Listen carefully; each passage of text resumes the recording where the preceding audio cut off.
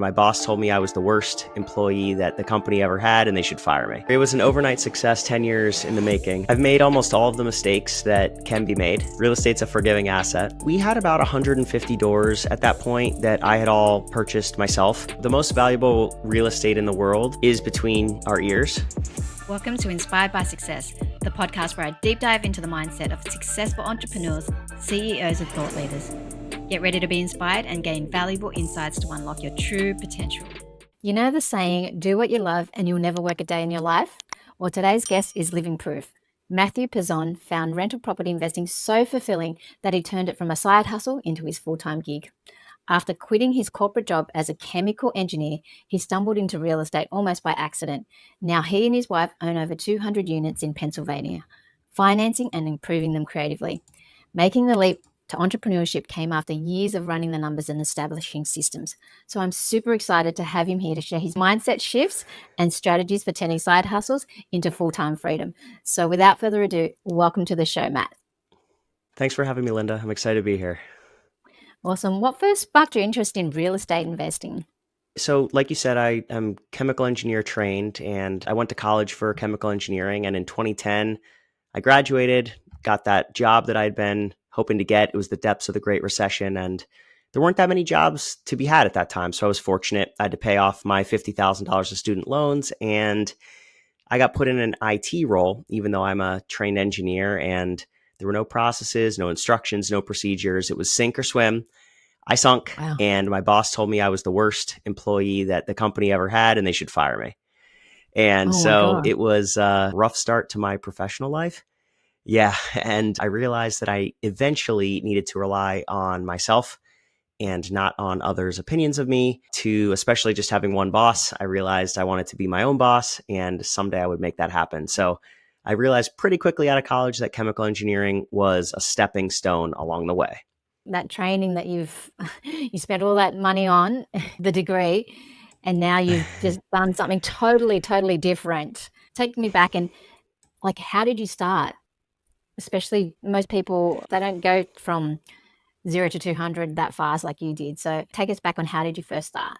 Yeah, sure. It was an overnight success, 10 years in the making. So I effectively started, the first 3 years of that time, I paid off all debts. I was living in a friend's basement. I moved out of expensive housing into a friend's basement and I ate ramen noodles and rice and beans every day, canned fruits and vegetables. I really just got extremely frugal. And I paid off all of my student loans. And then I knew that I wanted to go to business school. So that was from 2010 to 2012. And so I paid off the $50,000 of debt then. And then I was awarded a Fulbright scholarship. I was looking to go to business school in Europe, specifically Spain. And I was awarded a Fulbright scholarship. And that's where I learned about business. I learned about debt, equity. I learned about entrepreneurship. And I found what I wanted to do. And I knew that if I could, once I got back to the United States and I could create a company at that point, I would be able to not rely on a boss. So I got back in 2014 and I started buying. I found mentors. I read everything I could get my hands on for real estate. I read literally hundreds of real estate books. I would get done at the end of the day and I would start reading and I would just read Why real estate and learn. And I found a group of people that were investing and, why real estate? Yeah, from business to real estate. Yeah, because I didn't understand all of the equity side. It didn't make sense to me, like these stock valuations and all this stuff. And I wasn't really like hey, I'm going to make widgets type of guy. Like, even though I was chemical engineering trained, I wasn't going to go into manufacturing. I understood debt. I understood the rental model. If I get a loan and a customer pays it off for me, I keep the equity. And I understood debt much better than I understood startups and like entrepreneurship. So that's why I found real estate entrepreneurship. Keep going about the first property, how it led you to build up and then start to scale as well. I'm curious to know. Yeah. So when I got back in 2014, in April 2014 from Spain, I didn't have debt, but I had no money. So I couldn't buy a property. I didn't have the cash to put down. So my car and other things, I even took a personal loan. I actually took debt back on to be able to have the money to put into that first property. And I got educated. I got financially literate, I found mentors. And those were the three things: education, mentors, financial literacy. That once I was able to do, then I could buy that first property. So in terms of back then, the interest rates, I'm guessing, would have been a lot lower. It would have been a lot easier now. But did you Yeah. make any mistakes? Because sometimes I hear stories how when people get into property, they have to learn a few things and make a few mistakes. So did you make any bad mistakes, or did you prevent that by having those mentors? Has it been a smooth ride? I've made almost all of the mistakes that can be made. Real estate's a forgiving asset class, and I let the wrong residents rent from me. I didn't buy properties right. I didn't vet my contractors right. I've had people steal from me on jobs, take 3 times as long as it should to do jobs, double bill me for material, just every possible thing. So there have been a lot of mistakes along the way, but I've just through mentors and education and trying to foresee what could go wrong, I was able to mitigate risks. And that's the name of the game. Wow. And when did you know it was the right time to actually leave your job and do the full-time thing in real estate? Because I know a friend that I used to work with, we were working together in the tech space, and he was building up his portfolio. The goal was to actually eventually have enough passive income to be able to stop working eventually. And so I think he's fulfilled that dream. But how did you do it? And when did you know when the right time was? Yeah, so I was buying real estate for about 9 years before I realized, hey, I think I have something here. And so that's about how long I was actively buying, and I was still working full time. So my girlfriend, now wife, we were just on weekends, nights, hustling, working, really trying to save up as much as we could to keep buying. And we would buy at discounts, and then we would do repairs and then refinance them and keep that snowball growing. And every time we would buy a property below market value and renovate it, we'd be into it for 80 cents on the dollar. And then we'd get a loan for 80 cents, right? So, but then we had that 20% of equity, and we just kept doing that, and we kept doing it, and we kept doing it. And we did it for 9 years. And eventually I was starting to get where, before I needed the job to get financing, the job became, for me, it was too expensive. It was an opportunity cost issue for me, because if I was going there, I wasn't buying houses. And once I was able to clearly see that it's too expensive to go to work, it's not making me money, it's costing me money, that's when I knew it was time to stop. But you got to have enough cash flow to be able to be comfortable to be able to stop as well. So, what was that ideal cash flow amount to be able to live off in order to stop? And were you getting that all from the properties by then? Yeah, so we had about 150 doors at that point that I had all purchased myself, just going out nights and weekends, taking vacation days. How do we know it was enough from the cash flow? So the homes are older and there's always something going wrong. There's a roof that is broken over here, HVAC system over there, plumbing issues. So the cash flow was decent, maybe, $100 a door net. But what we found was that as rents were going up, as appreciation was occurring, really the big payoff was when we sold. We would buy low, we'd operate it for 4, 5, 6, 7 years, and then sell with the appreciation. And yeah, we got maybe $100 a door or whatever along the way, or 200. It wasn't a significant, like, you're not going to quit your job over $200 a month, but over time we found that the appreciation was what allowed us. So we just sold a bunch of stuff and said, okay, we have the money. It's going to take us in the bank. Like, we have the money in the bank. It's going to take us 6 years of full-time work just to get that money pre-tax. I think it's time.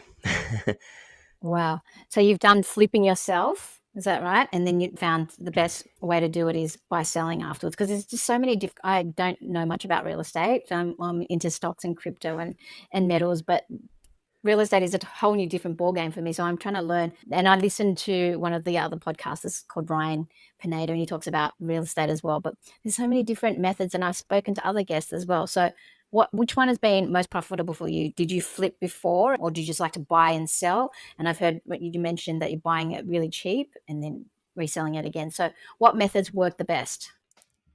Up until interest rates went up above like 6.5, 7%, I was never flipping or reselling. I never flipped anything. In fact, my first flip, I lost like $12,000 on. So Wow. I never flipped. I didn't like it. I didn't resell. My mentality was buy and hold forever. Like, I'm never selling these single family homes, never selling these duplexes or whatever. Hold forever. Mm. And that was a good model until interest rates went up. It was hard to refinance and get the cash back out of the properties. And at a certain point, I had to look at these things and say, well, if the loan is 50% of the value of the house, well, the rents are a really small percent of the total equity in this house. It makes sense to sell it, get that equity, and instead of having one house, have three with that same, just by getting the cash out of the bricks and putting it into new bricks, but three Mm. houses. And now you have three rents on the same equity. And once I realized that, I changed my mentality about holding forever. Wow, that's interesting. And how do you find discounted properties before they even hit the market? Lots of ways. So there's two main ways. There's someone needs to, it's either a people problem or a property problem. And so we solve people and property problems involving real estate. That's what my company does. And so examples of property problems would be just a really rundown, blighted, just eyesore problem property. The grass is 2 feet high, the windows are boarded up. So we'll reach out to owners that have those things. They, a lot of times they don't know to fix them, or they're out of area or whatever. So that's a property issue. Or roofs, foundation issues. I've solved almost all house issues imaginable. And then like fires, everything. And then the other type of problem that we solve is a people problem. And so that's someone's late on their mortgage. Someone inherited a house that they can't maintain.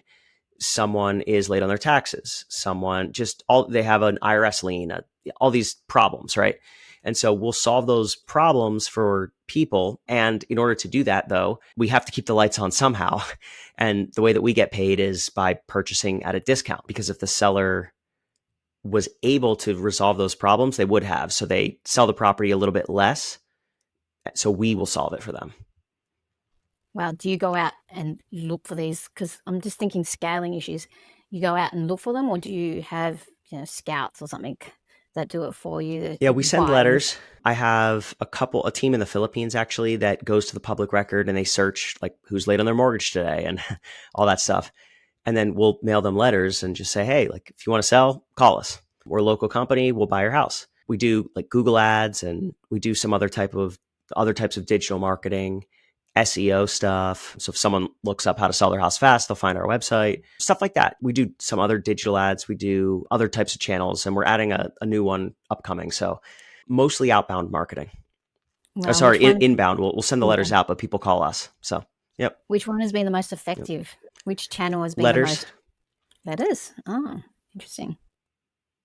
Yep. Wow. Yeah, letters. Letters are the most effective. You mentioned like for the property issues, do you go out and fix them, or you just ask them based on those property issues? Like ask them if they want to sell. Yeah, normally we'll make an offer on a house, and if it's a single family house around here, it might sell for $200,000. And so if it needs $50,000 of repairs or something like that, well, we can't offer 150 because why would we do a job for free? So we might offer like 100 or something like that. And then that way our upside, and then we're taking on all the risk. Like when we open up the walls and all the electric has to be replaced, that's on us, right? So we take on all the risk and we do all the work, and we keep that upside, whatever's left. Sometimes nothing's left, but that's how we do it. Wow, that's very interesting. And sounds like you've got a lot of systems in place as well. You've got a team that helps you, but how have you built systems so you don't have to handle day-to-day property management? Yeah. So how we built systems, it's been one step at a time. First things first, I hired an EA to do a lot of like my calendar management and email stuff, just to take some of those items off my plate. But then we were doing more deals. So I was putting together all the financing packages. So I offloaded that. And then eventually I couldn't answer all the phone calls. So I had someone answer those. And then we needed another person to answer those. And so we added people, but it wasn't just, oh, okay, let's hire all these people and give them nothing to do. So now we need someone to help us build systems, processes, process maps, policies, procedures. So we've spent the last 18 months building all that stuff. We need a CRM. We need it to work the way we want it to work. We use Salesforce. All these pieces you slowly build over time, but you have to have it all written down. And a lot of it was in my head. And I bought 150 units by myself with a Google Calendar and a cell phone. and you just can't scale a business like that. Wow. So So we had to now get looking, we had to write that's everything down. wow, that's crazy. Now looking ahead in the future, what will you be doing differently? If you can share those tips, that'd be fantastic.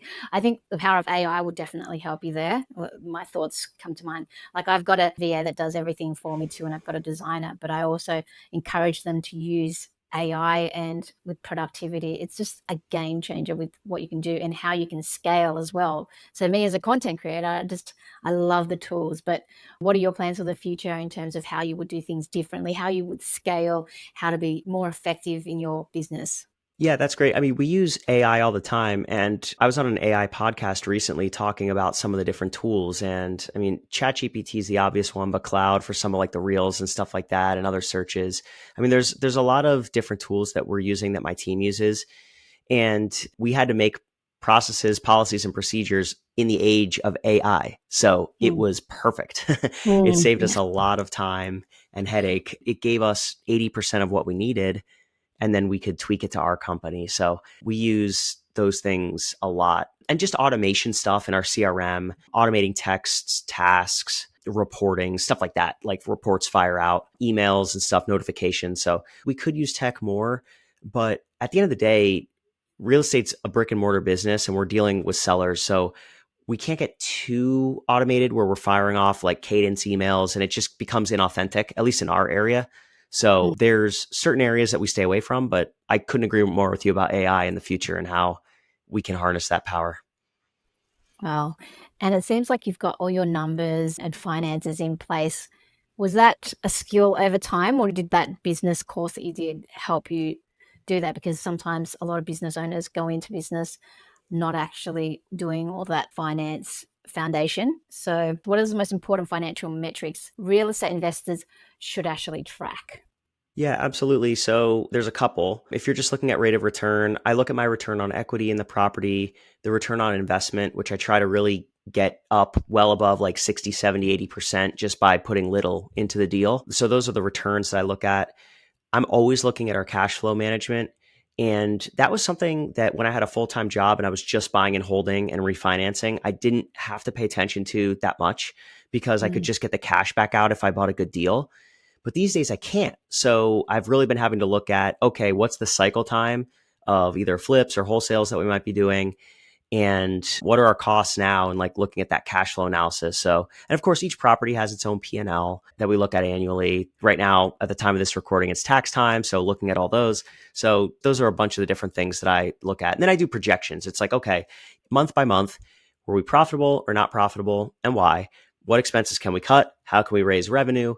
And what's it looking like 3, 6 months out? Like that's the name of the game because that's our cycle time, about 4 to 6 months if we're doing flips. And then we supplement by selling off some of the properties that I've had for a number of years. We might supplement just to do a couple more flips, sell those, put them into new properties. So those are the financial metrics I look at.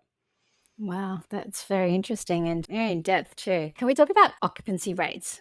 So, if there's certain areas do you have like that have low occupancies, and how do you target and how do you achieve, like, how do you reduce the low turnover rates as well? Yeah, when I was first starting, that was like my biggest fear. What if I can't find a renter? So I found over time that that's just, if you buy in the right market, occupancy shouldn't be a problem because housing is a human need. I mean, you either live with your family or you buy a house or you rent a house. Like those are the options. So it's a need. And so as long as people are moving into an area and as long as jobs are in that area, the occupancy shouldn't be an issue. You always have to find the right resident because they own a valuable piece of property. They're in a valuable piece of property that you own, but so vetting them is important. But at the end of the day, it's a human need and there's a lot of residents as long as you're buying in the right areas where people are moving to. Yeah, sounds like you got to do a lot of research prior to that as well. Am I right? Before you're Oh yeah. buying. Yeah. In terms of like finding the right residents, like the right occupants to rent out your space, what's your best advice for hiring a property manager, a great property manager? That's a hard one. It's tricky because there's a lot of property managers that love to advertise like, oh, we charge the cheapest rate and stuff like that. And I'm always skeptical of property managers that do that because then there's not that much money to service the residents. So when I'm vetting a property manager, I like to know if they know their numbers. So I'll just ask them, tell me your occupancy rate. Tell me your economic occupancy rate. Because if their occupancy is 97%, but their economic occupancy is 93, that means 4% are delinquent, right? So, and What's the then difference? I also like What's to the know difference? how fast do they respond to work orders? Well, So, if the property is physically occupied and they didn't get paid, then they're late and they're in court, right? So oh, that's one of the downsides of the business, not getting paid. right. Okay. And sorry, before I cut you off, you were, So, oh yeah, sorry, no problem. I like to see if they know their numbers. Like, tell me your numbers for the portfolio. And then the other thing is, will the property manager pay invoices on behalf of the owner and keep the P&L and L and do the bookkeeping? Because if they want me to pay the tax bills, the insurance bills, the water bills, the electric bills, that means they're not sophisticated as an operator. And if they're not able to do the bookkeeping, what's going to happen when the tenant has a maintenance issue? They're probably not going to be organized enough to do those things. So that's just a little trick that I like to see if property managers are organized enough to do bookkeeping. wow, that's a very good piece of advice there. Guys, if you found this interesting so far, please do me a favor and hit the like and subscribe button or follow on the podcast because it does help the channel grow and it brings on amazing guests as well. Can I ask, in terms of getting started while you're working, for those who want to start, have no idea about real estate, in this economy now, is it really a realistic side hustle while you can work full time? So can somebody really start doing what you're doing in this day and age now, in this economic times with high interest rates? Oh, 100%. Oh, it's completely attainable. When I started, yeah, interest rates were low, but there were other issues. I mean, there was much more supply and you couldn't get money. The banks didn't want to lend. So now money is plentiful, but the inventory is low. So there's always a supply and demand shift over time. And there's never an opportune or, oh, this is a bad time or this is a good time. It's always a good time. It's just a matter of desire and will. And does the person want it or not? So I don't think there's never a macroeconomic issue outside of some world war or something that would really upend everything in a major way. But given where we are right now, I mean, anyone can start, right? Everyone can do things and anyone can get started. It just takes planning, knowing yourself, knowing your investment philosophy, and knowing your numbers, and anyone can get started. But like, given the 2008, the housing market crash as well, like what would you do if you had to go through that situation there in a downturn?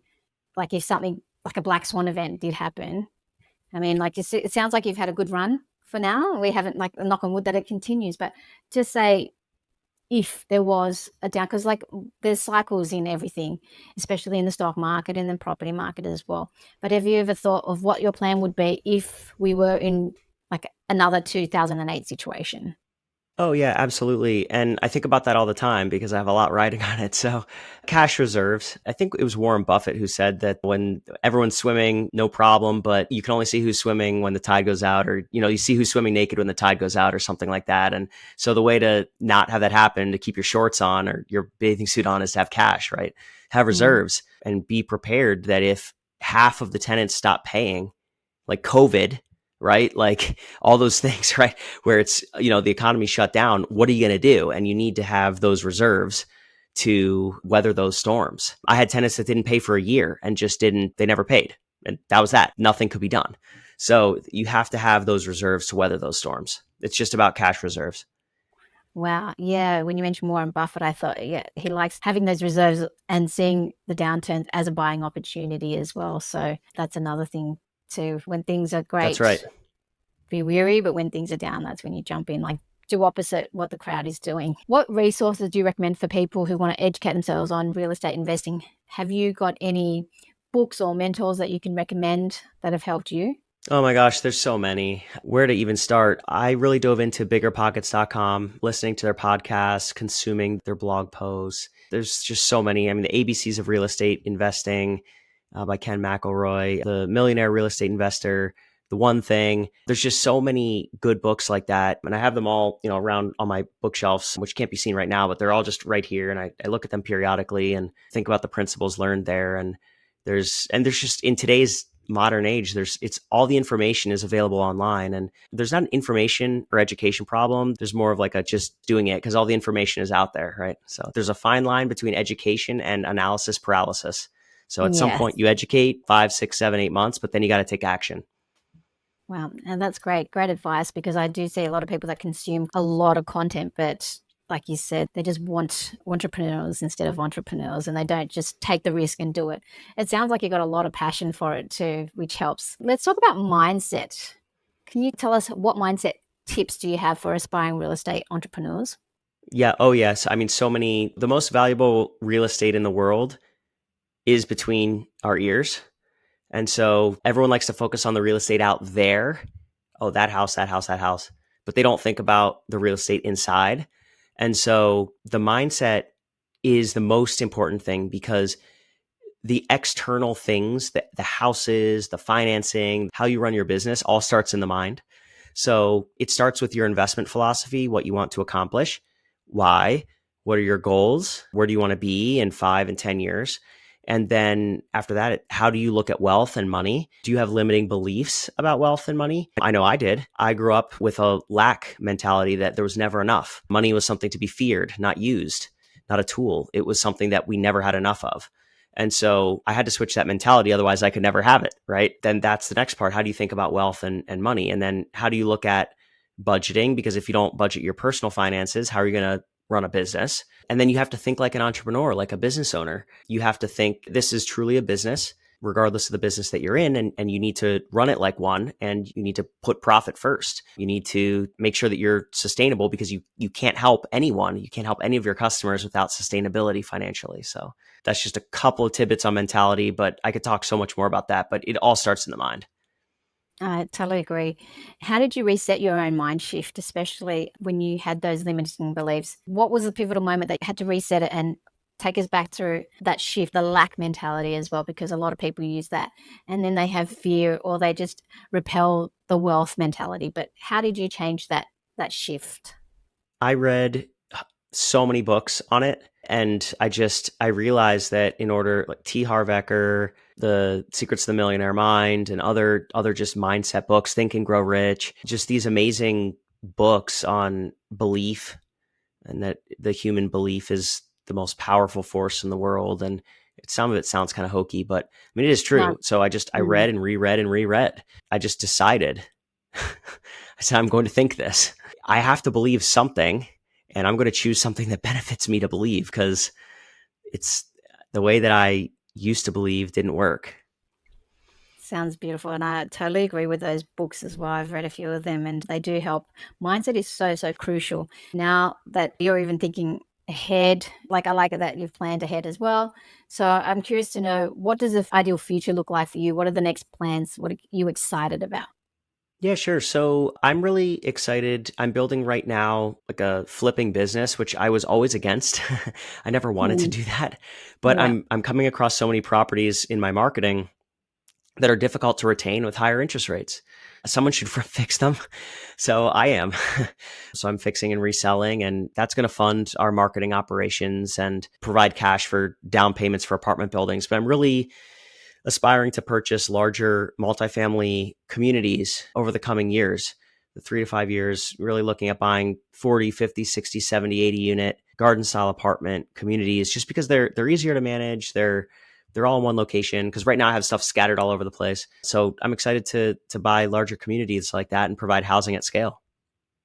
And growing. Who's been your biggest inspiration? I mean, especially in the world of real estate, there's certain people and there's got to be someone that you really look up to and inspire to be. So is there that particular person? A couple of people come to mind, but JB Riley, that he is rebuilding Allentown amongst, with other developers and stuff like that. I really look up to him. He's actually an alum for the college I went to, and I kind of met him actually through my wife. His daughter knew my wife, so at college. So kind of just, he built a lot of real estate, and so I look up to him. There are others on podcasts and things, but he's probably the most inspirational to me, because he's someone who grew up near me that made something really great out of his life, and so I always looked up to him for that. Wow. What does success personally mean for you? How would you define it? Success. So it's changed over time, and it'll probably change again. So right now, success is balancing the family needs that I have with the work responsibilities. We have 3 kids under 3, so 6-month-old twins and a 2.5-year-old. So Good there was luck. a time not too long ago, like 3 months ago, where if you added up all their ages, it was still under three. So we're past that point. So there's a lot needed from me at home, which I love, but I also want to grow a business too. And so balancing all the things is success to me. I don't want to give up my family for the sake of the business. And I don't want to give up my health because I'm just working in all my free time. So I'm really having to get disciplined and focus on all those areas so that I can not give away any particular like friendships or health or family time, business. So I'm having to be very intentional. So the more intentional I am, the more successful I am. Wow, that's beautiful. If there's one key message you'd love to leave the audience, what would that be? It's possible to invest in real estate or any business. It starts in your head. So if you desire it and you believe it, you can do it. That sounds so like, oh yeah, everyone says that, Cliche. but it's true. Yeah. Yeah. Yeah, I had literally nothing. I had less than nothing when I got started, and my boss said he should fire me. And so I almost had even less than nothing with Mm. losing a job. But I was able to just through grit, perseverance, hard work, and just becoming just a bulldozer and going for what you want. You can achieve what you want. You just have to go for it. It's hard, but you can do it. I love it. I love your story because it just shows that resilience that you've had, and to be able to pick yourself back up from having nothing and be almost being fired to accomplishing so much and continuing to grow, because that's beautiful. That's, for me, that's incredibly inspiring. And I think the reason why the podcast was created is so I can learn from people like you too. And if we had more people like you in the world, it'll be a better place because, we're going to be more, yeah, I don't know. I just think it's just, this story is beautiful and we need more people like you. So thank you so much for your time. And finally, where can people find you? Yeah, sure. And I just want to add one other thing, Linda, because I think that it's important for the last point to have a really, really, really compelling reason why. Yes, I was The going to ask going's going to you. get tough. Yes, I was going to ask you that. What is your why? So there's a few, and it's changed, but the top three that come to mind: family, and then rebuilding. So Billy Joel's Allentown song, he sung about like blight and decay in the Rust Belt. So if you literally Google Rust Belt, like my hometown comes up. So reversing that. And then also when I was younger, when my parents got divorced and stuff, we moved to all these different schools. I never had stability. We were the first kids at daycare, last kids picked up, stuff like that. And my parents did a good job. It wasn't anything against them. It's just, I was the kid going around the neighborhood. When they remarried, there were so many kids, we couldn't go to like summer camp. There was not enough money. So I was like selling candles. And like, I just learned from a young age, if I want to get to summer camp or I want to get to the soccer trip for the summer, I had to go hustle and go get it. And I never wanted to have to struggle like that forever. It built character, but I wanted to just prove that I could be worth having the things that I didn't have. And so that always pushed me. Various things like that. And there's other things, but it's just I never wanted to be in that vulnerable spot again where my manager said he could fire me and he could just treat me like that and say that stuff to me. So I've always kind of had a fire inside because of things that have happened that were out of my control. And I just never wanted anyone to have that power over me.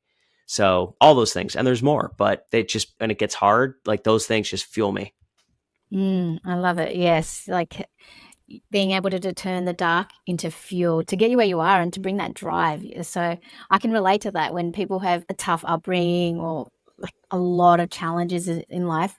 The mindset shift is really important because you can just use that as fuel to actually propel yourself and become successful. And when people have it too easy, they don't work as hard sometimes. Like my kids, for example, you got to go through a lot of hardships and challenges to be able to appreciate what you have and then just use that as fuel, and that's what you've done. So very beautiful. And thank you so much for sharing that story. It was touching. So I appreciate you. And if people wanted to follow you, where can they find you? Yeah, sure. So on social media at pezonproperties.com. That's PEZON as in November, properties.com.